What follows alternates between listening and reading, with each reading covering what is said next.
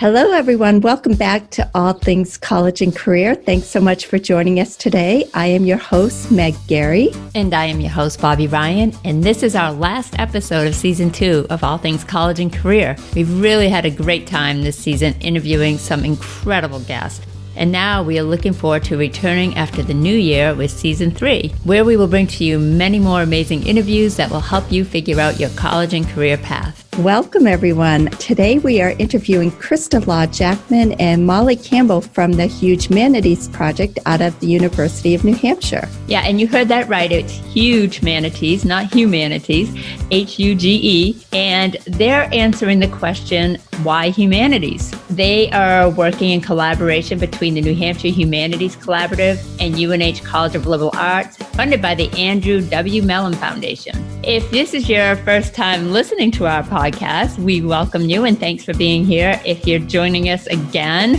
welcome back. Thanks for coming back. If you haven't already, please subscribe to our podcast. That helps us so much and it's really easy to do. You can find the subscribe button on any platform you're listening to this podcast on. Absolutely. And we appreciate anybody that takes the time to do that. It really helps our podcast to grow. And if you rate and review us, that also helps out quite a bit. So anyway, on to our conversation with Krista and Molly.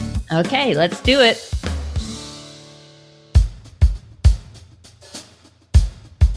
Well, hello, Krista Jackman and Molly Campbell. Welcome to All Things College and Career. Thanks so much for joining our podcast today.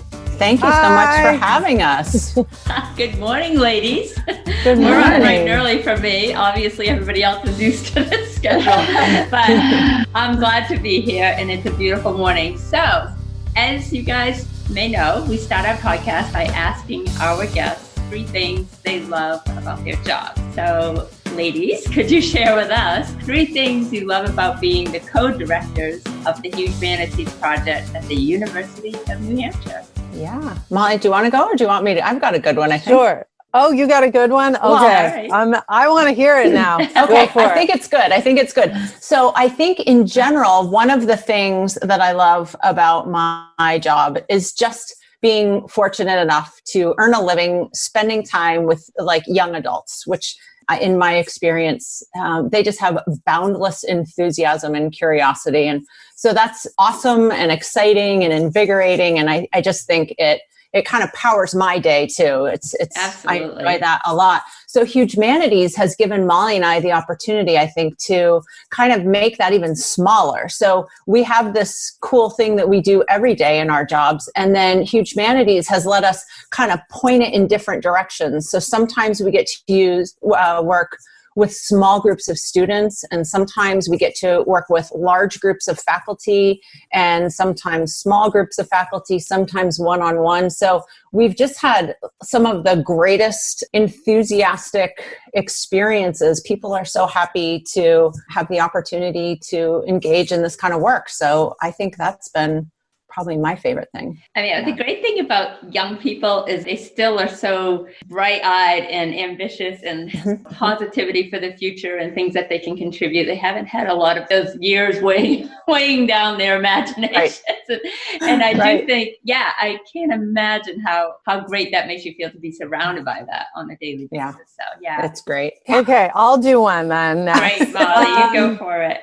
All right. So something that I think is really unique and amazing and I love about the HUGEmanities project is that we are funded by an Andrew W. Mellon Foundation grant. And this grant is really unique because it allows us to work with community colleges. So we both work for UNH, which is the flagship university for the state of New Hampshire. And this is a really unique partnership that nothing like this is happening anywhere else, where we're working with the community college system. And so we are not just able to partner with our own students, but we actually get to talk to the faculty in all of the community colleges and in our community college system. And by that way, we also get access to those community college students and feeling that impact that goes throughout the state, through that entire system, is really exciting and unique. And I love that we had this opportunity to do that partnership. What kind of numbers are we talking about when you say the whole state? How many students is that? Would you guys? Oh, sorry. No, that's a great question. It is. So in the state of New Hampshire, there's 7 community colleges, and I think 3 of them are classified as rural, so far northern New Hampshire. And then the others are, Manchester, Nashua, Concord, Portsmouth. So more local to us. We had, let's see. So students, I don't know if we've actually, Molly, added them all up. We keep meaning to get a survey. I know. Of how I'm many not sure. I'm not sure exactly what our numbers are for student impact.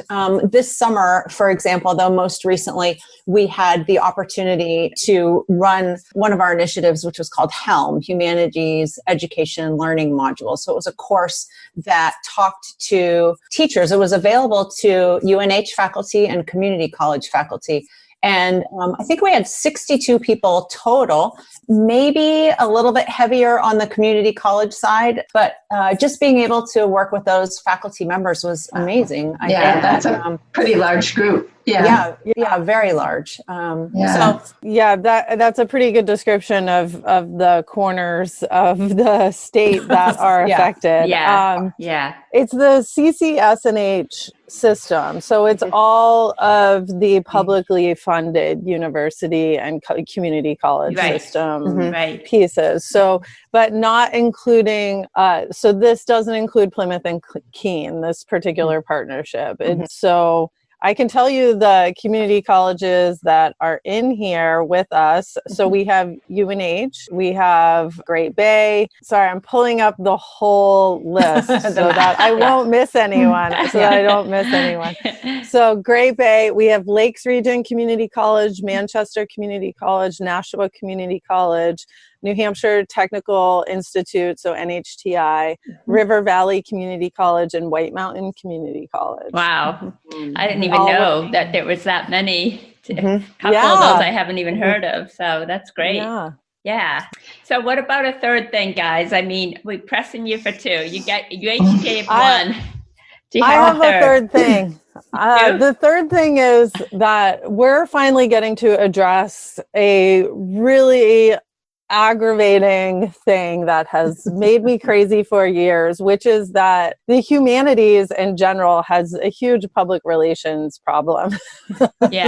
Where sort of been this defraying reputation for what humanities classes do and what humanities programs do. And this is a really exciting opportunity to show off the work from students, to show the impact of the humanities in our communities. It's an exciting time to talk about education and digital education and how that really comes out of humanities studies, right?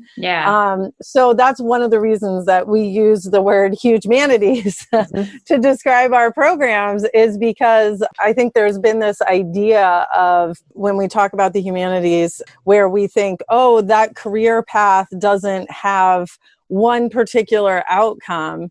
And of course, people are saying that as if that was a flaw in the humanities, when that's actually the whole point. Is to prepare you for a wide variety of careers. Which makes sense, because I think the average person switches careers about 14 times. And most of the work I'm doing today didn't even exist 15 years ago. So it's really important to just be prepared to pivot and transition and to build that foundation. Absolutely. And, we have, looked at data on this in a bunch of different ways. And one of the things that's been really interesting is that if you have a strong foundation in the humanities, we've actually been able to look at studies that show that you are better able to learn throughout your life, and that you'll continue to learn throughout your life. Whereas a lot of times when we think about going into a career path where we might only get that technical training that's required for that career path, then you're more likely to sort of stay at a certain level as opposed to being able to pivot and advance and move into leadership positions. And so there's a lot of pieces that we can talk about that really give you an advantage in ways that are kind of hidden right now. So I love that. So one of the things we always talk about is how we get to really show how exciting and fun and relevant and good this is for your career. So that makes it really interesting. And we definitely want to get into that too, how that happens. But go ahead, Krista. Yeah. Oh, I was just going to say, and further, I think to Molly's point, one of the things that we spend a lot of time, or not a lot of time, one of the things we focus on when we do workshops or in Helm is this kind of misnomer where people always associate these soft skills with the humanities. And to call them that is even just, slightly demeaning in some ways. And, taste in your mouth, right? Yeah, exactly. And we try to kind of talk and have conversations about how with faculty, and then hopefully the trickle down ends up in classrooms. But those soft skills are the exact things that let students pivot, that let them say, oh, well, I have a psychology degree, but actually maybe I want to do this sales thing. So, hold on a minute. I'm good at a lot of these things that kind of, in the Venn diagram that's psychology and sales, there's actually quite a bit in the middle that lets them, so sometimes those, I think, just kind of get brushed aside when you compare them to, some hard skills. Right. And there's no shame in soft skills either. Employers really rely on them and are looking for them. Yeah. Right. Yeah. Right. So what's really interesting about that is Google did a couple of studies on their own teams and individuals that were working to see what was most successful.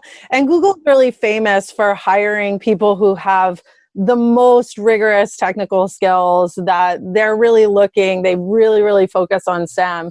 But when they studied their own company and what made their groups successful, what they found were all of those skills such as communication, cooperation, empathy, critical thinking, those, quote unquote, soft skills were creating the most exciting work, the best teams, and that it actually had much less to do with technical expertise than it did with being able to work with other human beings and be able to understand multiple perspectives. So we know that this creates success. We know this, but we don't talk about it. And a lot of times people actively will attack the humanities without realizing or seeing these amazing pieces that can add quality not just to your work life, but throughout your life. To your life, period. Yeah. Right. Yeah. To your life, period. Yeah, right.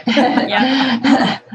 So what drew the two of you to become such advocates for the liberal arts? What inspired that journey? It's because we're busybodies. It's because we really like to have full calendars. No. Yeah. I think one of the things initially for both of us is that we're both really, I can speak for both of us on this. We both really like technology as a tool. Like we both deploy tons of it in our teaching for problem solving, for engagement, for creativity. We do a lot of that in similar ways. Molly and I end up at the same workshops, talking to the same people, doing the same things. Even if we weren't friends, we would have, we bumped into each other in that way. So kind of taking on the same kind of tasks and having the same kind of interests. So I think that pushed us in the direction a little bit. And I think maybe we also have a little enthusiasm ourselves, because when the opportunity came up, I think there were other people who certainly could have jumped on to get engaged in this kind of work, So we did, and we grabbed it. And as usual, we take big bites rather than small bites, but it's turned out, well, and it's been gratifying and fun and professionally affirming too. That's awesome. And that's, anything to add to that, Molly? Yeah, I mean, we definitely like to stay busy, but also there can be a gap between the kind of academic piece and the professional piece, and this space in the middle where we sit, which is very hands-on and very personable and face-to-face. And one of the things that we prioritized from the beginning was that this would serve students and faculty in a way that would be really useful and practical. And so this can, like I said, there's kind of a gap here when we talk about, hard academic research, or we talk about professional development for teachers and for students. And we sought to marry those two pieces through our programs.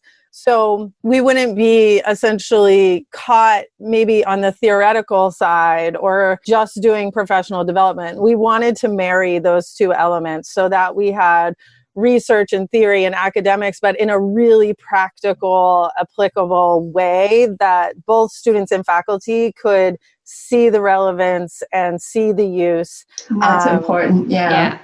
Absolutely. Yeah. So you guys were both working at the University of New Hampshire, and did you guys come up with the idea of this program, or did people say, hey, anybody want to volunteer to to promote the humanities at UNH? How did that come out? This was our baby from just the very get-go. Yeah. I think, like I said before, the grant opportunity was available widely, and they did recruit for that. So this is just the iteration that Molly and I came up with. So in terms of, the goal, I think, of the grant, and all of our programs are pretty flexible. So I don't want to nail us into this tiny little box.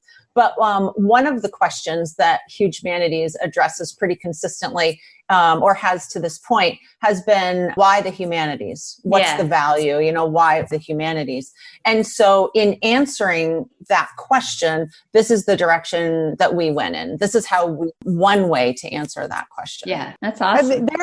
There are other programs that are funded under this grant opportunity. We went over the top from the beginning, and we actually had people who kind of, as soon as they heard the word HUGEmanities, they were like, no, I don't think to me.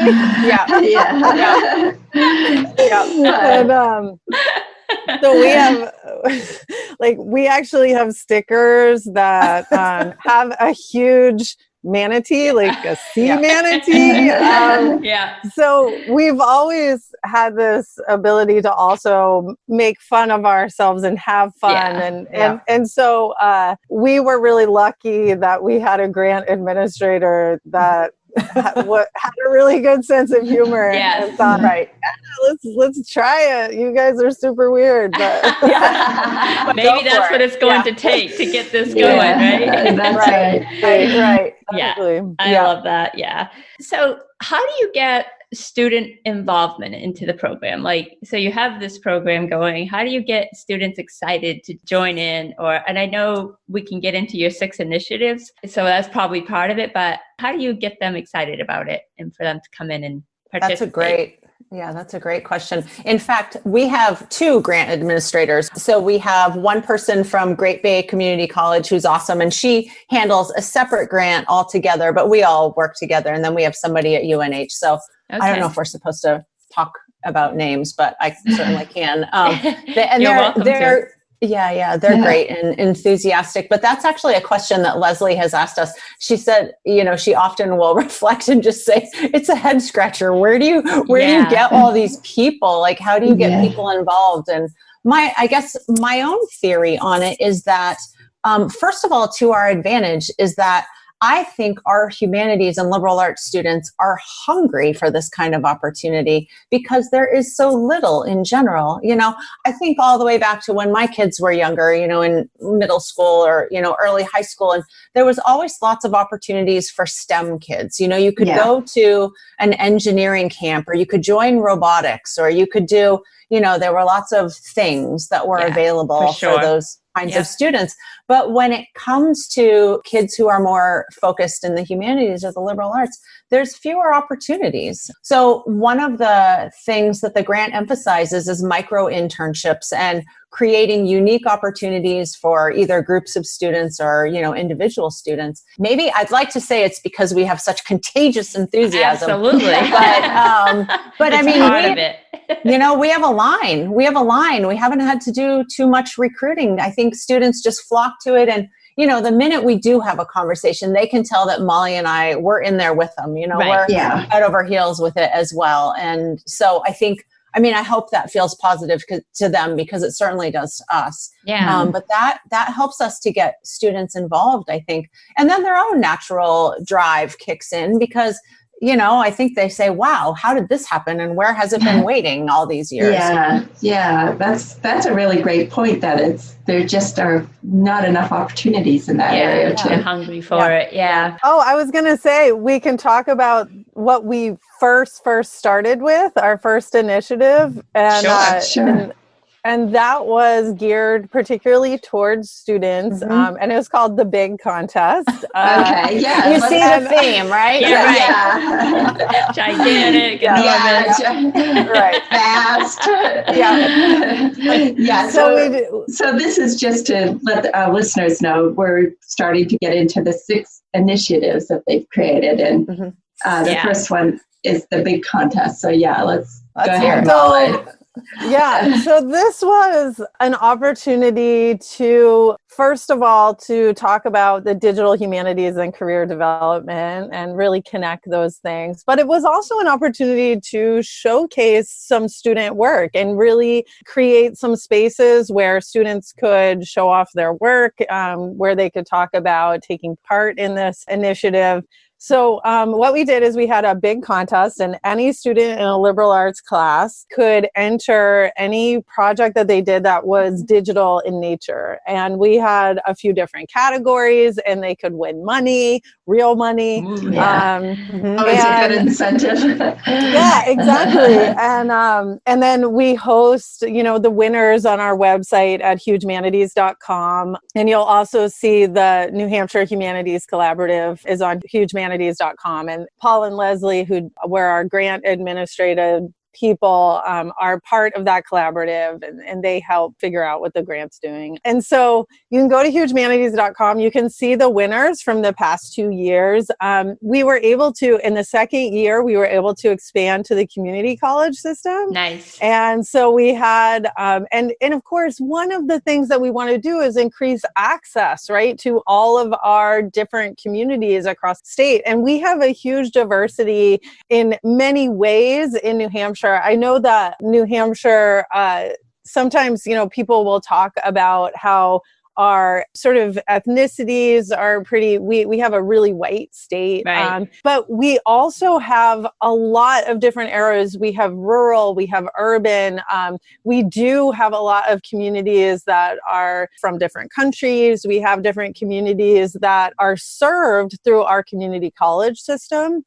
So we really get to access age diversity. We have socioeconomic diversity.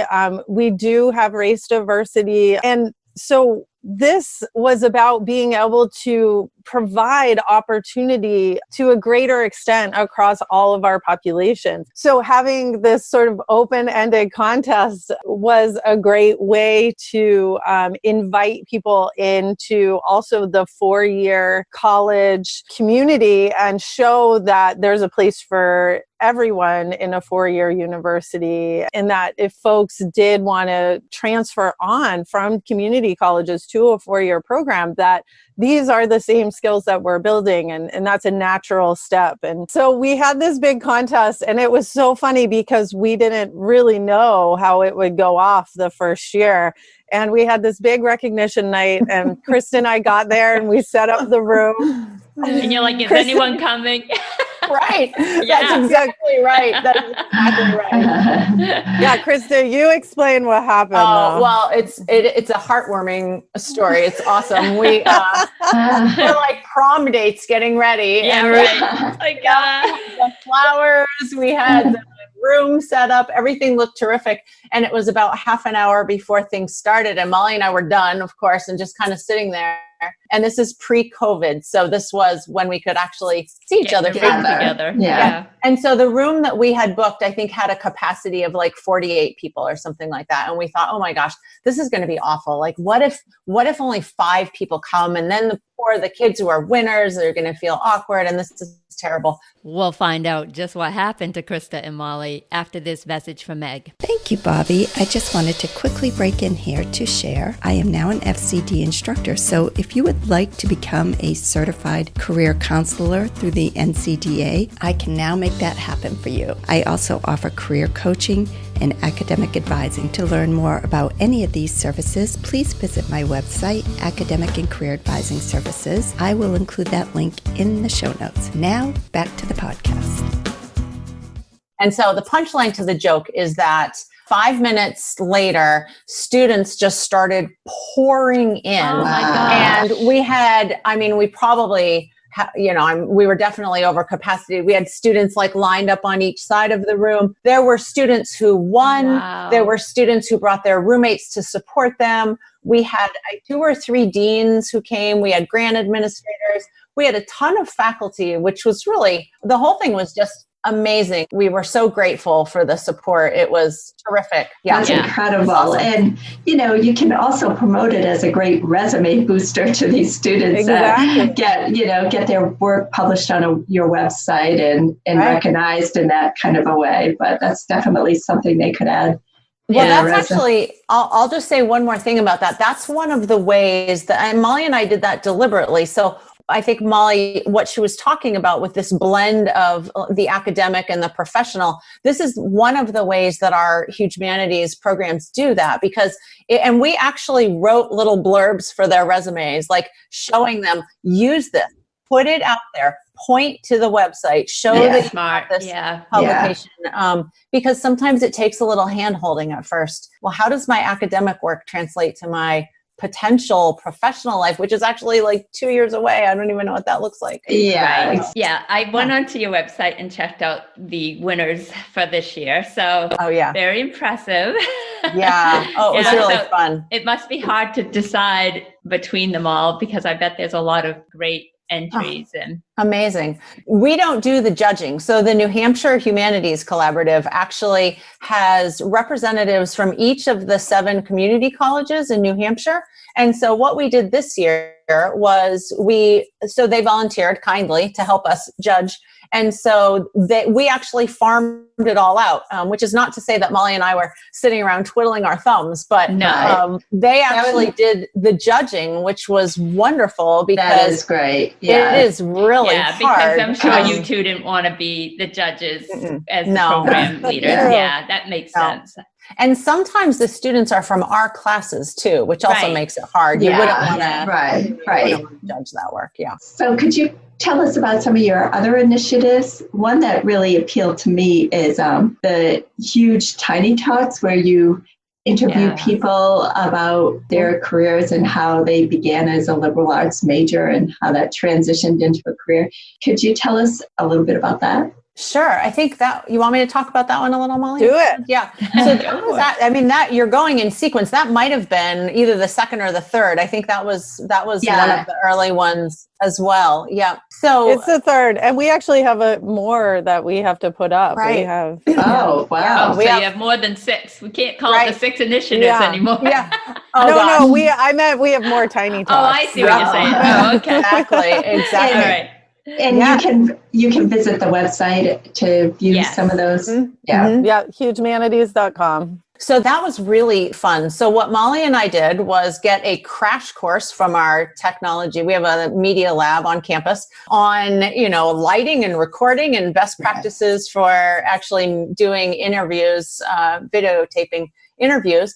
And we recruited people in the community who were or are humanities, not humanities major. This happens to us. Yeah, it happens to us a lot. They had been, they studied in the liberal arts as undergraduates. And we tried to get people who were a little distance into their career just to be able to ask them to reflect on the journey. And that's what these videotapes tapes are. That's what these video interviews are. They are questions. Molly and I tried to ask the same questions of each person, but each journey is so unique that, you kind of end up following a different path as you talk to people. But so that's what it was. I mean, the basic question was, how did you get to where you are? So what are you doing? What does your career look like today? And how did you get from a liberal arts degree to this profession that you are now in?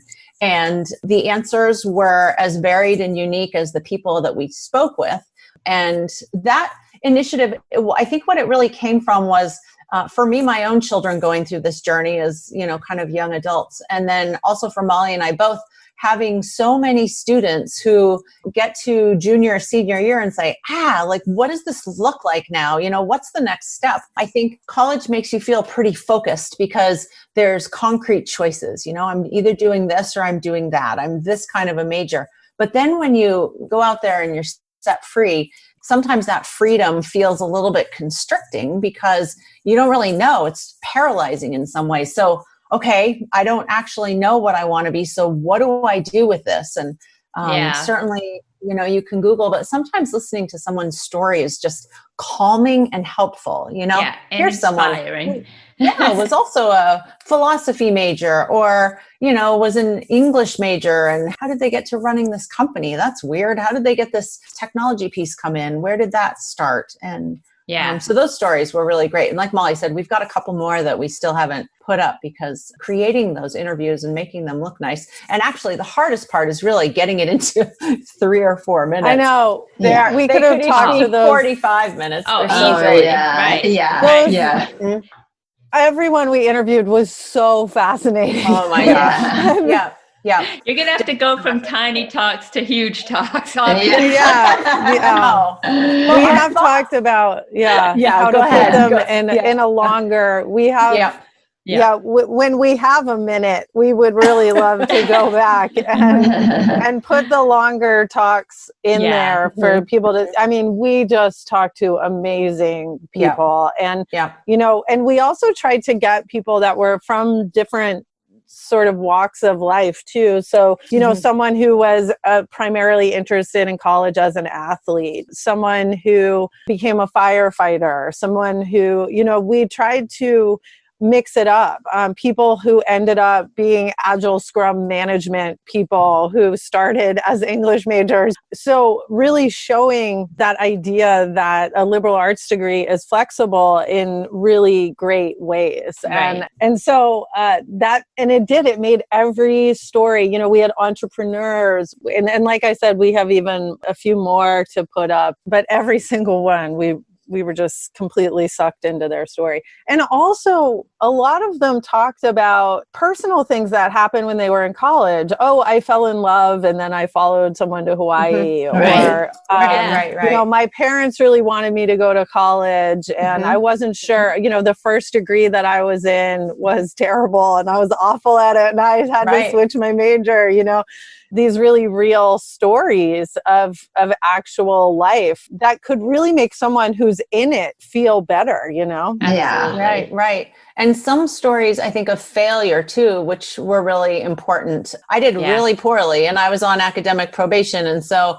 my parents said either get going or get out or, those kinds of questions where, that's the reality of it. Not everybody sails through and, Right. And I always try to look at failure, quote unquote, as a learning experience. Yeah, you hear a lot of people that have had great success in life talk about how their failures were their turning points and how basically they projected them to great success ultimately. Yeah. And also things that feel really risky and see how they turn out. I think that's a great thing to talk about with young adults who are feeling like every decision that they make is going to have this huge ripple effect on their life. It feels really risky when you are that age and you're thinking, I want to change my major. That can make you feel like, am I doing something that's going to change my life forever? Will I recover if this is the wrong thing? I know. It's so funny at that age where they really feel like everything's monumental.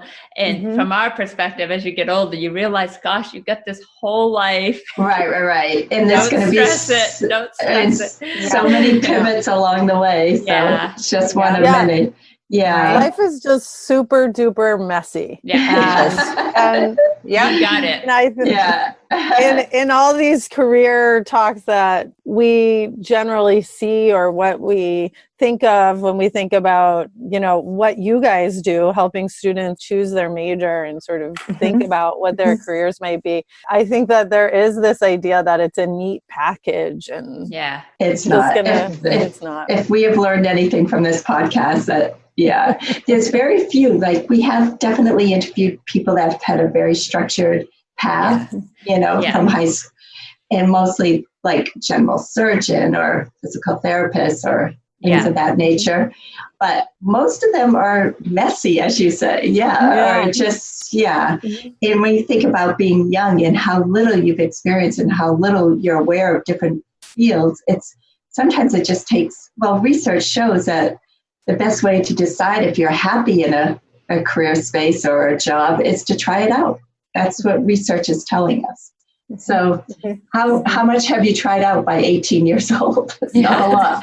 Yes. I know. And the situation that we're in right now just exacerbates everything, because with the economy, I think that increasing student loan debt, these types of things, it adds an extra layer of an extra layer of worry and anxiety, and right now a lot of students that might be working, maybe their first or second job might not be working in that same way. So that's even less, sort of environments that you've been able to access. And so, and so actually this is a good segue into talking about DPI, which is another one of our programs, which the Digital Projects Institute. Yeah.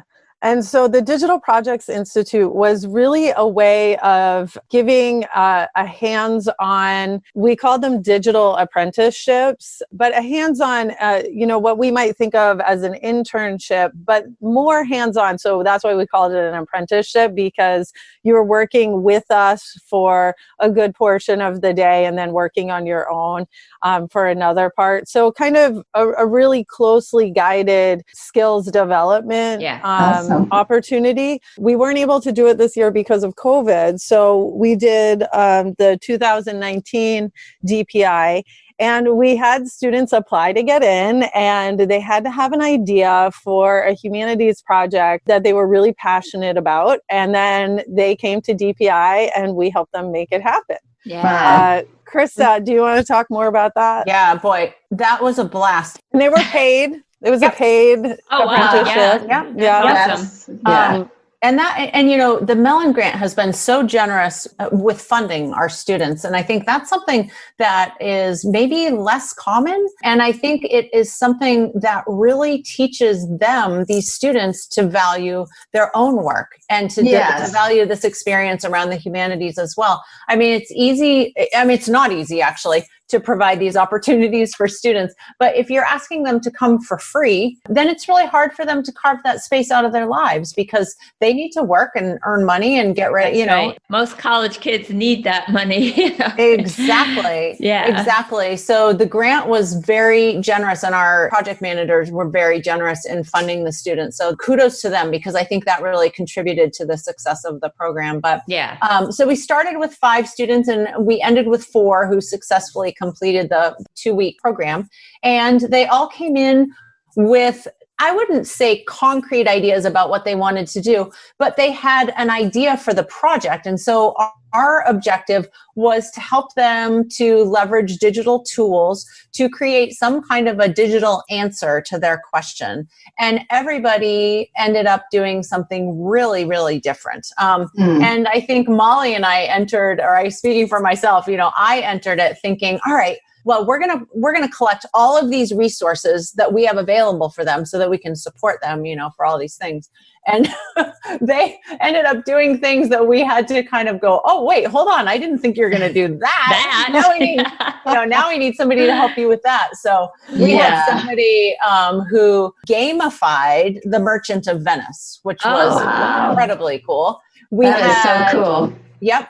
we had a podcast on sexual consent and what that looks like, kind of exploring the boundaries of what consent means, which I don't think we really talked about podcasting in advance, but that's something that ended up happening. Yeah, awesome. We had 2 webs. Everybody used video as part of their project in some way or another. We had some website design. We had 2 students who actually did create really robust websites. One supported the question of international students feeling welcome on our campus. And so like that, looked like, and created a set of resources. And she also kind of jumped off of Tiny Talks and interviewed people and created little talks with international students talking about their experiences. So that interesting. Look at that. And that went all the way down to, where do I buy food if I am from this country, and where might I buy clothing if I'm from this country? And she had heat maps of where students were coming from all over the world. I mean, it was really cool. I mean, and that's important for this generation to recognize their value in creating content. And again, that will help them land jobs, resume booster, something to add to their LinkedIn. The final project was a website that dealt with the issue of homelessness and actually focused on Portsmouth, New Hampshire, which I think people don't think of homeless college students, and they don't think of folks in our communities locally dealing with homelessness. And so that was really eye-opening. She went and did some amazing interviews, also about resources, tiny houses for veterans. I think Molly and I left DPI and kind of thought, wow, like this was really cool. And I think looking forward, what we hope to do is have, when we went into it last time, we asked that similar question, which was, why the humanities? Ask a humanities-based question. But what we want to think about moving forward is to keep the exigency of the day, right? So something that might focus on an issue of social justice or justice of some type. So not really telling students what to pay attention to, but just creating an umbrella where they might be able to look and say, all right, what feels powerful right now? What matters today? Creating a space for that. Right. Right. So that's what we hope to do in the spring. So exciting things coming up. Right. So these projects these students have done, are they available for other people to view? And they're also on the website. They're also on your website. Humanities.com. Yep. You can click the tab. I think there's a button that says Digital Projects Institute or DPI, and you can see the projects. Yeah, because these could be over time, especially great resources for people. Absolutely. Oh, amazing! Interesting. Absolutely. I'd be interested in listening to that international student. One. I know her website is awesome. Yeah, the homelessness one in Portsmouth. And crazy. We have the Ryan Home Project that's happening in our hometown, and that is another interesting thing. It would be great to see a UNH humanities student take that project on. Absolutely. I think that would be a great pairing. So anybody that's interested, we have that link on our website because it is a project we're passionate about. So Oh, cool. Right. Yeah. And that deals with homelessness as well. I haven't looked at it lately, but in the past. That's So what it is it basically helps students that are homeless and provides them with a stable, good home with meals and homework support, house parents, and a nice place to live. Because it's shocking how many students at that age are actually homeless. So wow. Okay. Yeah, and I mean, as we're coming up on hard times, I think that these issues in our community, this is one of the great functions of doing human-centered work and drawing attention to these types of problems and solutions and what's working and what's not working. It's so important to do right now. And it really is. And just, to infuse some empathy into our society, the more you understand, the more empathetic you can be. So exactly. Oh, true. I love that. Human-centered work. Yeah, human-centered work. Absolutely. It seems obvious, doesn't it? Does, it doesn't seem like it should need a label, but yeah. We do have a couple other initiatives that if you did. I know. Well, you know what? I can talk about Hype the Humanities. That's a really fun thing that we did. So COVID, of course, knocked our feet out from beneath us in March of this year. And so much of the Mellon funded work kind of ground to a halt on our campus. And so Molly and I just kind of held up our hands and said, could you just wait 1 second? Let us just think about this, give us 1 minute to think. And so one of the things that we identified as a need on our campus was a space for all of our seniors, graduating seniors who were not going to be able to have a platform for their culminating academic work, which again, for many, there's this intersection of the academic work and the professional goals that they're trying to achieve. So for example, anything in the College of Liberal Arts. So everything from dance performances to musical recitals to art showings to drama productions. I'm trying to target all the things that we got. But what we wanted to do with Hype the Humanities was to create a space, a digital space. In fact, we leveraged the COLA social media streams for this, which is the College of Liberal Arts, for those who don't know. Sorry about that. Yeah. I know, COLA, very cool. UNH speak. So what we wanted to do was give some voice to these incredibly, again, cool things that our students were doing. And because of COVID, no one could gather, no one could have these celebrations. And so what we did was put out a call. And again, like prom dates waiting to be picked up, we kind of sat there and thought, well, okay, it's in a digital space this time. So if nobody answers the call, well, you know what? So be it. We're just going to use it to hype our big contest winners. We thought that was kind of our backup plan.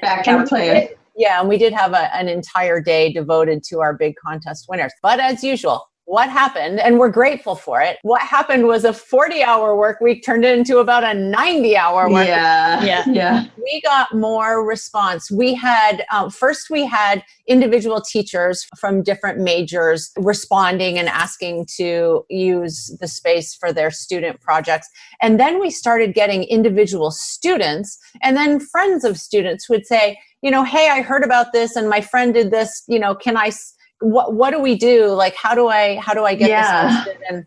And the bottom line is we had a huge showing. Every single major in the College of Liberal Arts leveraged the program, whether it was one little presentation or 10 or 15. It was incredible. We had musical recitals. We had international students reading poetry. We had dramatic productions. We had debates. One of my favorites, it was one of the, not my favorites, they were all amazing, but one of the really unique ones, which I didn't even know we did this at UNH, but in the theater program, we have a course that teaches young aspiring actors it's called Stage Combat. It's actually teaches students to fight on TV. And so, oh my gosh. Yeah. And so that professor sent an email and said, I've got some great videos that we made before we had to go home. Could we use those? And she had permission from the students. And we saw fight scenes from Napoleon Dynamite. And all of this content is on HUGEmanities.com. And so that's amazing. That's the Humanities tab.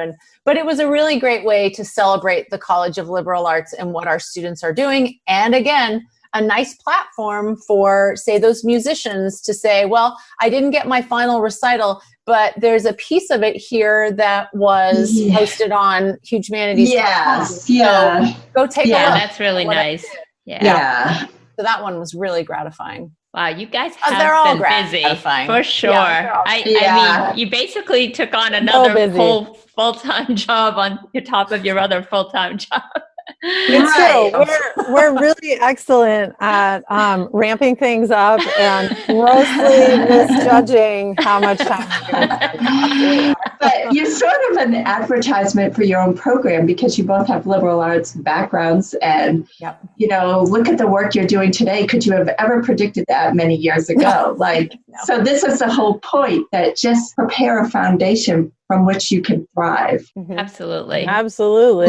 Have the tools to organize a whole project like this. And Molly and I have different skill sets too. So, I mean, I know that I've learned a ton from her, and maybe she's learned something from me. They're amazing. I think we complement each other, but we also, I know there's things that she's great at that now I'm learning because I see her do it all the time. And so skills that using the Adobe suite, that's not anything that I had experienced before. But this is how you learn new things in consulting with a video or, media department and things of that nature. Yeah. We just take it on and learn it. And So have we covered them all or that No. outreach? No, there's more. All right. Well, this is only an hour podcast. I know. So the very last one and the one we just finished up, which has been really gratifying, was the one Krista referenced earlier in the podcast.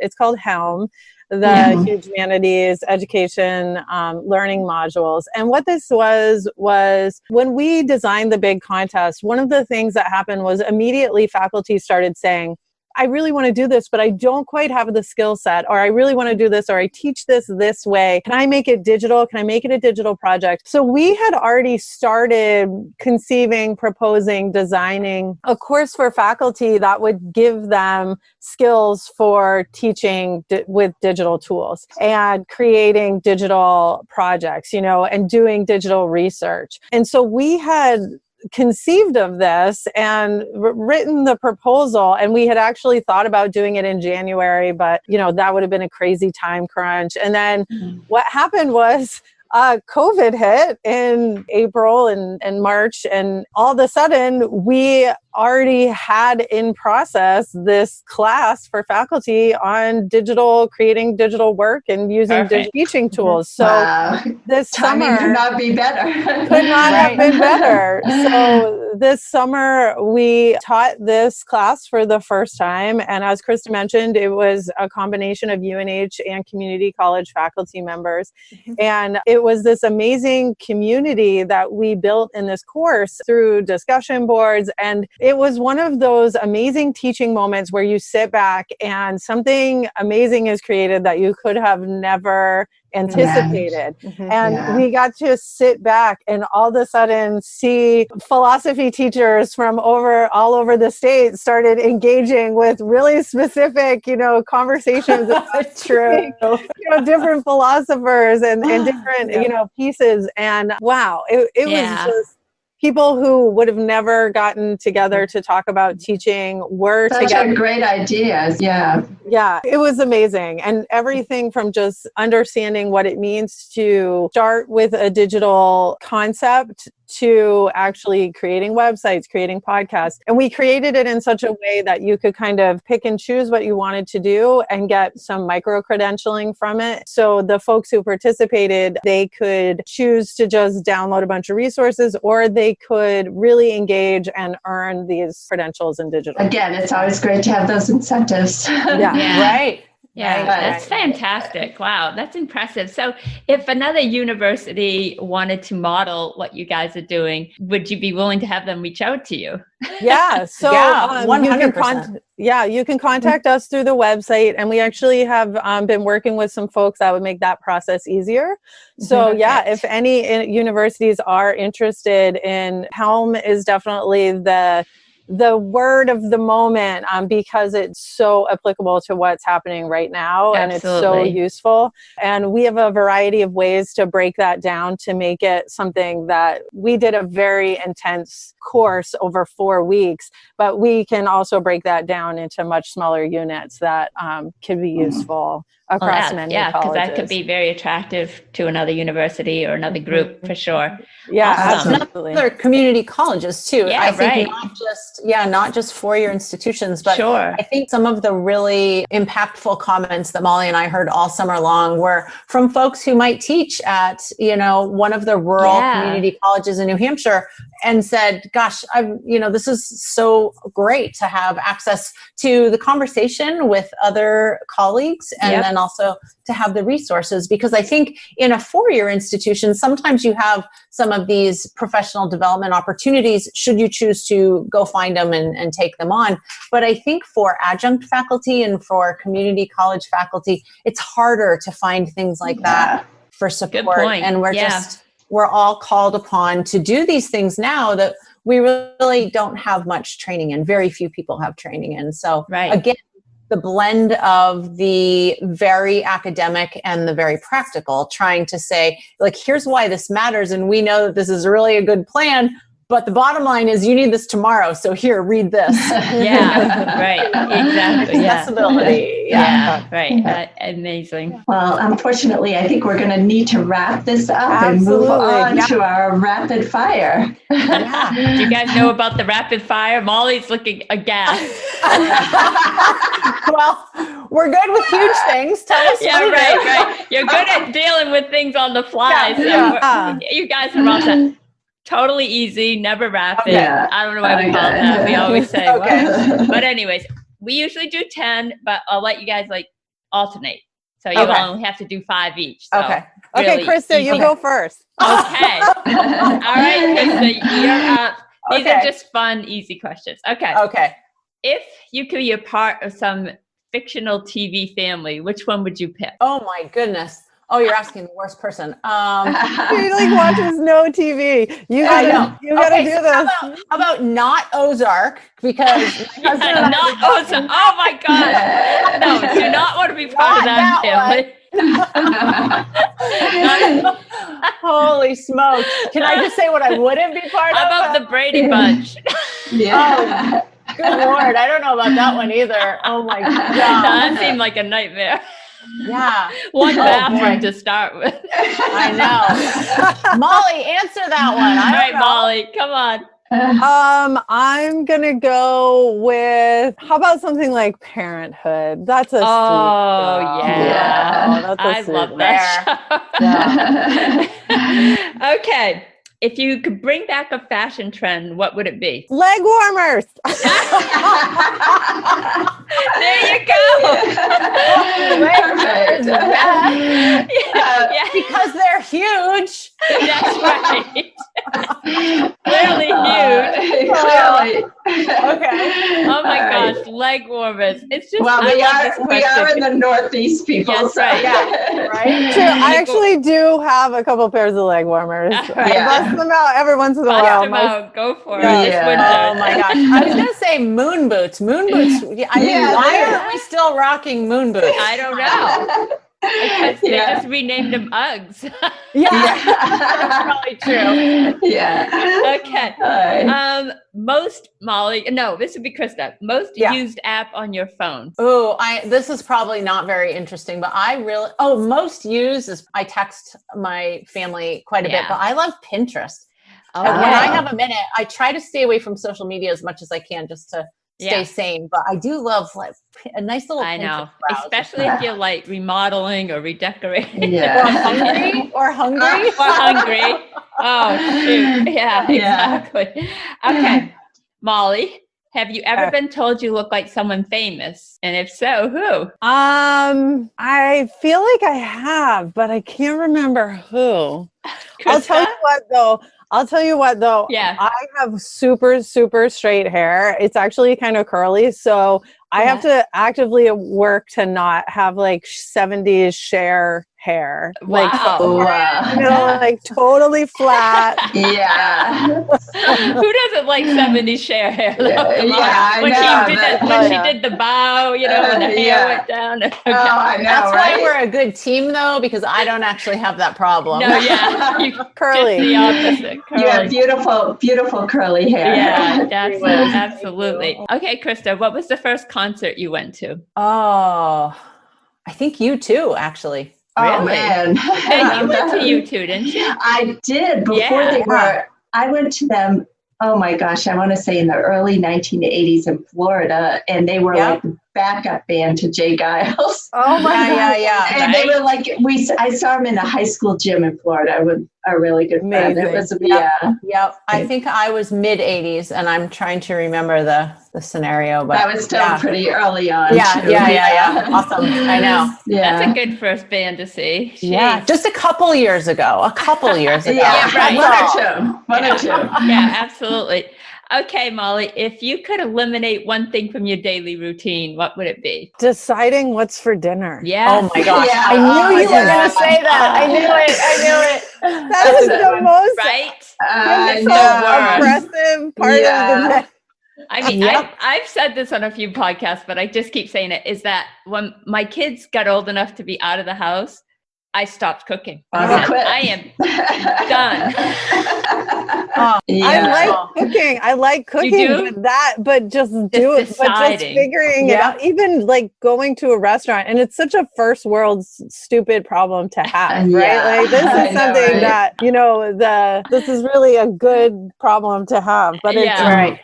Yes, So you're right. interesting. It is a good problem to have, but still, yep. Yeah. I don't mind making it. I just want somebody to tell me what to make. And during COVID, my parents have really stayed quarantined the whole time. So I've been grocery shopping for them. And the beauty of it is my mother comes up with things that she wants to cook and then gives me her grocery list. And then I shop for her.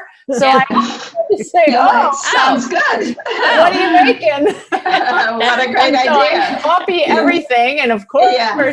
you listen to your mom. It's always a good choice, right? Yeah. Okay, well, this is kind of a follow-up to that one. So Okay. I think, Krista, it's your turn. So Okay. what can you bake or cook with confidence? Oh boy. Well, Big I think company's coming over. Well, I don't know. I wouldn't say that this is a company. I don't know if this is company, but I grew up in Northern California. And so I think that my son would support me by saying that I make mean Mexican food. I'm a good, Yeah. if There you know. go. Yeah, Well, that's Yeah. good. I'm coming over You for can that. ask him. I Yeah, like that's some mean great. Mexican food. Yeah, that sounds amazing. Yeah. yeah. Okay, Molly, first car. Ford Tempo in 1985. Ford Tempo. I had a Ford Escort. So. Yeah. I Yeah. actually hit a snowplow almost immediately upon purchasing it. So it was a black car, but I had one white front quarter panel. Which is even The better. whole time it was like the most, it was the most That sounds about right. Yeah. I love that. Great story. Okay, Krista, what is your guilty pleasure? Oh my gosh, this is awful. Yeah, I'll confess this publicly. So I love those kid gummies. You know, they come in like gummy sharks or gummy, not the candy, but like the ones you buy at the grocery store, which are actually candy, but under the guise of like Welch's fruit snacks. Yeah, right. Right. Which Yeah. might as well say Welch's candy snacks. Yeah, It's yeah. so good. Right. They So are good. I good. could eat a whole box. Which is hilarious because I have kids and I just like was grabbing snaps for DPI one day and I came out and dumped I this pile and Krista's eyes like lit up. She's got That is true. the Yes. wedges. Yeah, that's so I knew funny. I liked you for a reason, Molly, Yep. right? Totally Yeah. true. Yep. Okay, last one. Molly, if you could pick a superpower, what would it be? Oh, that's a really hard one because there's a lot. You want them all. They're all good. Yeah, there's so many good I ones. know. A superpower, I would like to be able to speak truly and have people hear it. Yeah. That good. would be a good superpower, especially for these times. That would be, Yeah. Yes, I think so. Yeah. I would that's like Molly to be able to make more hours in one day. Also, Yeah. that would Yeah. Yeah, that would be good. superpower. I would like more hours in a day. That Yeah, would- not enough that's hours in a day. I need Wow. that, thing where you can split into two pieces. Yeah. I bet. It sounds Yeah. like you guys Yeah. have a lot going on. Yeah, the mom at home Yeah. and, relaxing a little bit, and then the person that's going Yeah. crazy with Right. work. Yep. Well done, ladies. You did it. That was 10. Oh, yay. Well, thank you too so hard. much for giving us this opportunity to kind of wave our flag. It has been really fun. Yeah, this has been amazing. It's so fun to talk to you. Thank you so much for coming on, ladies. And those were great superpowers to end the note on. Very fitting. But yeah, you're doing some wonderful work over there at UNH, and we're really excited that we can share it with everyone and very inspirational. So yeah, thanks for coming on. Yeah, and if anyone wants to talk to us, you can reach out to us through HUGEmanities.com. We'd love to talk to you about any of our programs. And our email address is actually hugemanities.project@unh.edu. Perfect. You can find us there. We will add that to the show notes too. Absolutely. You guys are rock stars. Thanks for being on the show. Keep up the good work. Awesome. Okay. Go Humanities. Yeah. Yes. Right. You guys have a great day. Have a great day, guys.